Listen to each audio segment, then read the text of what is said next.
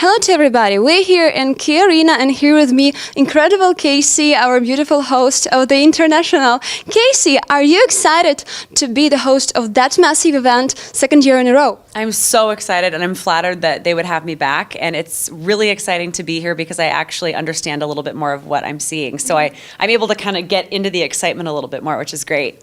What changed for you comparing to the year before? I mean, not only the scale and the prize fund, but your perception.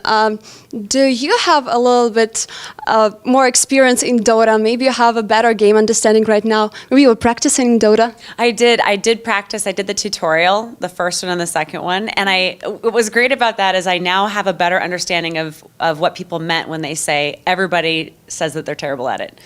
I mean, obviously, I'm horrible. I still miss the practice as well. So I mean, that's the thing. It's like you don't know what you don't know until you start playing, and then you're like, there are so many levels and variations of everything to know. So I have a better understanding of that now, and I also feel like I'm part of the family. People have made me feel like I'm part of the family, which is huge, and I'm so appreciative of that. So I feel like I'm able to interview people like I'm one of them. They've made me feel like I'm one of them, which I'm not good enough to be, but that's made it a lot more comfortable for me. Yeah, and have you been involved to another game-related events for this year, or maybe some sports events? Not gaming events, but sports events. We did a lot of coverage with football for the Super Bowl and things like that. So doing that. Seahawks. The Seahawks, yeah. Are you a Seahawks fan? Well, yes, I've got a T-shirt. My husband actually bought to me, so yeah, I can join your club, your Dendy club. Yes. Oh my gosh, because Dendy's a huge fan too of the Seahawks. Yeah. So we did some coverage of a lot of those games leading up to the Super Bowl, and it just reinforced. It kind of got me excited about coming back to the International because of the level of competition and the passion, and it reminded me of the International a lot. Yeah, I got it. Well, actually, our Russian-speaking community likes you very much, but they don't know much about you apart from TI. Tell us a little bit about yourself, about your hobbies, interests, what you normally do in real life, because I know that you're a TV person, but tell us a little bit more about this. So I live with my husband and my cat in West Seattle, which is this like fun neighborhood. You're originally from Seattle? I am. I'm from here originally. I started in radio when I was in college, and I did that for 10 years, and then moved into TV in my current job now, and that was about 5 years ago. I do a lot of hot yoga. That's kind of my thing. I like yoga. Do you like yoga? Yes. Yeah, I love the hot kind. We have a lot in common. See, we're like best friends already. I love it. But I love hot yoga because you get a good workout, but you also kind of get the Zen moment, which is great. And I have a really good group of friends that I'm still in contact with from college, and I love seeing them and hanging out with them. And really outside of work, I don't have much time for a lot, but I like going to happy hour and out to dinner and things like that. Well, I got it. Okay, and what led you to become a host of Dota event? Because I guess that your job has not really much common with the game industry. I think, so I auditioned for it. Valve held an audition for hosts to come in, and I think the one thing that I knew I could do is bring my experience talking to people, and that I think is what they were looking for as far as they knew I didn't know much about the game, which made me feel better. So there was no risk of having to pretend I was something that I'm not, which I hate doing. And Valve from the beginning was like, just be yourself, be honest about where you're coming from. And so for me, I kind of came at it as I love talking to people who are passionate about something. And the minute I started hosting for TI3, I realized how excited and passionate people were about this. And so that made my job easy because I love hearing about that from people. So that was kind of how I approached it. Okay, I wanted to ask you about your role. You've been interacting a lot with people. Is the crowd here easy to communicate with? Don't you have some challenges with them? I mean, and if you see that, if you see like not the exact response, right, what are you doing? Do you have some professional approach to steer the situation to get them in contact? I think, and that's a good question. The thing that has helped me is I'm not afraid of awkward interviews, and a lot of times people feel like, oh no, there's an awkward pause, we need to rush forward, and we need to, and I allow the awkwardness. I think there's something interesting about that, and so I'm okay with when things kind of go off the rails. Sometimes I'll get something out of someone I wasn't expecting, and so the way I approach everything is to really listen in the moment. So I'll have a plan of what I want to ask someone, but I try to be reactionary too, and if they take it in a really random direction, I try to just go with it.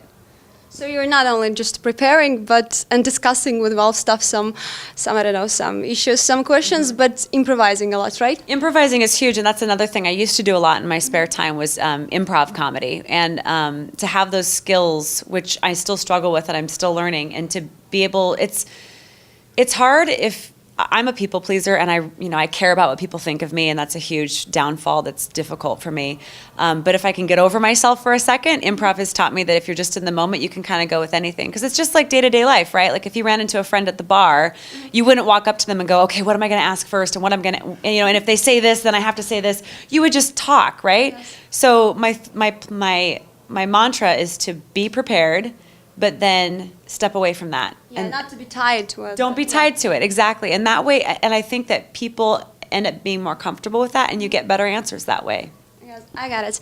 So what can you say about our players, about Puppy, Dandy, Host? Are they easy to communicate with? Do you have some like maybe awkward situation while interviewing them, or it was pretty okay? Yeah, I haven't had a chance to interview them yet this year, but last year they were my favorite. Definitely a lot of awkward moments with Dandy and with Puppy, but in a good way. Yeah. What I love about them is that they have a lot of personality, and it gets back to what I was saying about how it's okay if things are awkward. Like Puppy likes to say things to shock you and get a reaction out of you. He's a big troll. Actually. Oh yeah, I'm afraid of him. Yeah, don't be afraid of him, because the thing is that his fans know that, right? So they know what he's doing, and that's okay. And again, it gets back to don't worry about looking bad. I didn't care if it made me look bad. I just thought I'm just going to let him do his thing and kind of respond to it. And by the end of the tournament last year, I felt a lot more comfortable interviewing him.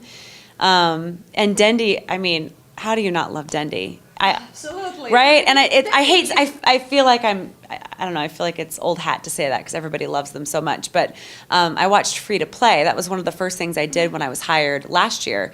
And that really was the first introduction for me to really fall in love with the gaming industry and with Dota 2 and with the international, because the personal stories. And so what I love about Dendy and Puppy and the rest of the guys at Navi is really that they all have such great backstories, and they come from, and you probably heard some of the interviews that they played here about coming from nothing and being able to have this game open so many doors for them. Yeah. And how exciting it is to watch that, and the fact that the community is propelling them towards that, I think is just fantastic. Community loves them a lot, yeah. Really.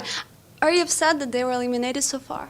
Yes, and I hate saying that because I love all the teams. Like, there's something about all the teams that I love, and whoever wins, I'm gonna, be really excited. But Navi is fun to watch because you never know what they're gonna do. Absolutely. They're so good, but at the same time, like, so unpredictable. They're very unpredictable, and even with the draft, I mean, you hear the crowd go nuts if something comes up that you think, wait, what are they doing? But that's what makes them fun to watch. And I'm bummed, and I think things will look differently next year. They'll come back. I just know it. Yeah, me too. I'm hoping that much. And I wanted to ask you about your popularity. I guess the last TI, affected much for this. Do you feel yourself now like a Dota celebrity? Because the Dota community is huge, and they're all active in social networks, so you definitely got a lot of new fans, new followers. So what about that? It is incredibly flattering. It's really hard not to feel happy by that. It's hard not to see the interactions and have people tell you nice things and not be like, oh my gosh, thank you. I kind of feel like a schoolgirl, like, oh my God, thanks guys. But I also feel more pressure a little bit because I feel like I don't want to let these guys down. Like, they've been so supportive and so nice, and I'm so appreciative of it. How could I possibly pay them back for that? I don't know. And so I just try to do the best I can and do a good job for them. And every time I'm driving in to work this, all I think to myself is, please let me do them justice. I just wanted to do them justice and give them the interviews they want and tell the stories that they want and give back however I can. Yeah, so you got a lot of feedback after the last TI, right? Yes. And was it actually helpful? Because I've heard something about voting in social networks. And your followers, including new ones you got after the international, they took active part in it. Tell us a little bit more about this. Have you won this award? Yes. So there's, it's called Best of Western Washington, and it's put on by a station that isn't the station I work for, oddly enough. And every year somebody different wins, and it's for best personality, best local personality on TV. And I think I was in second place by this point. And I usually never go on social media and ask for votes because I just think I think it's bad form. Actually, I think it's bad form to be like, hey, can everybody vote for me?